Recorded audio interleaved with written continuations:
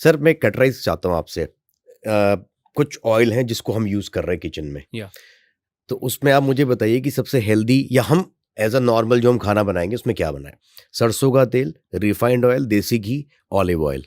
तो इसमें आप क्या बताएंगे कि किचन में हमें किसका ज़्यादा इस्तेमाल करना देखिए, चाहिए? ऑयल का एक पर्पस था। हर चीज का एक पर्पस होता है, एक ऑब्जेक्टिव होता है। हम्म। ओके। ऑयल का भी एक पर्पस था। क्या पर्पस था? कि भैया तो तड़का मार लो या तो फ्राई कर लो। हम्म। ठीक है। उसके लिए ईश्वर ने या भारतीय संस्कृति ने आपको ऑयल सीड दिए। हम्म। वो क्या सीड है? नंबर वन जो आपने कहा, सरसों इज एन ऑयल सीड। उसको पीसते हो आप, निकल जाता है, तेल निकलता है। मूंगफली इज अनदर ऑयल सीड। तिल is another oil seed. And last में जिसको हम कहते coconut is another oil produce. Hmm. तो ये, और अगर आप eastern part of the country में जाएं तो वहाँ सरसों के तेल का ज़्यादा इस्तेमाल होता है। अगर आप वेस्टर्न पार्ट में आए, जैसे गुजरात में आए, वहाँ पे मूंगफली का तेल ज़्यादा इस्तेमाल करते हैं। सदर्न पार्ट में जाएं तो वहाँ पे कोकोनट का ज़्यादा इस्तेमाल होता है। आप नदर्न पार्ट में जाएं, जो इस साइड का है, नॉर्थ वेस्ट वाला जो वहाँ पे तिल के तेल का इस्तेमाल होता है। ये तेल खा लो ना। अभी कोई सा आप भी तेल ठीक है। अभी आप, रिफाइंड?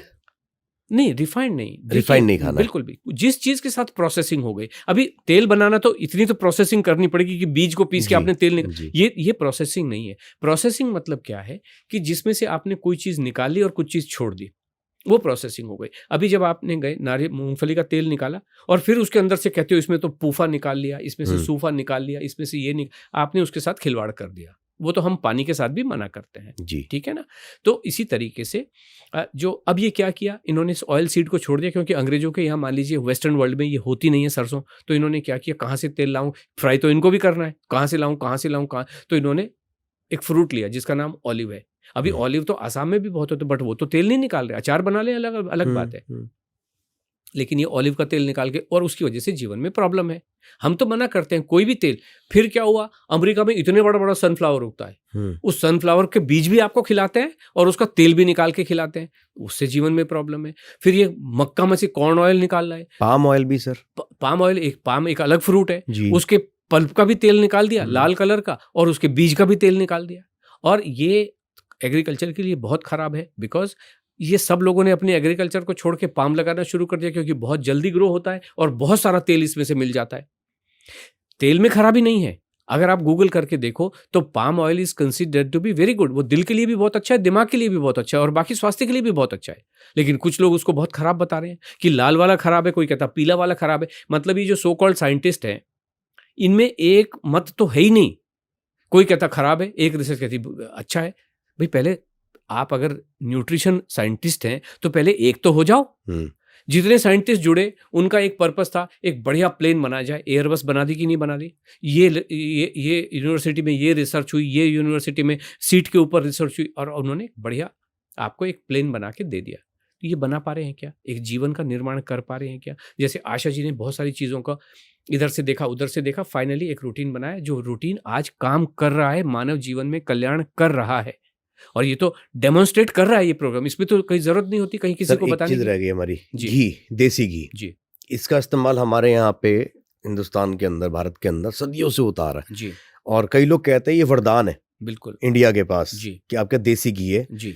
तो देसी घी पे क्या खाना बनाना सही है, या देसी घी को कच्चा जो डाल के दाल पे खाते हैं रोटी में लगा के, वो सही है? फॉर्म किस तरह की यूज करें हम? ओके, आपने बहुत सटीक बात कही। एक एक्सप्रेशन आपने इसमें यूज किया, सदियों से घी इस्तेमाल होते आ रहा है। अब आप ही मुझे बताएं, अपनी जबानी बताएं कि सदियों से जो घी बनता था वो किस रास्ते से बनता था? सर वही जो मलाई निकाल के उसका मक्खन बनाया जाता था। एग्जैक्टली उसको मत के निकाल लेते थे। बिल्कुल सही कहा आपने, सटीक बात कही। पहले आपने दूध निकाला, जी। दूध को गर्म किया, उसमें से मलाई निकली। मलाई में आपने जामन लगाया, वो फर्मेंट हुआ। जो मलाई आप कई दिन तक इकट्ठी करते रहते थे। फिर इस मलाई को आपने बिलोया, बिलोने से मट्ठा अलग हुआ, मक्खन अलग हुआ। हो गया। उस मक्खन का वैसे भी आप आनंद लेते थे, जी। लेते थे कि नहीं लेते थे? सफेद मक्खन मक्खन कितना खाता था। स्वादिष्ट लगता था। और उससे फिर आप घी बनाते थे।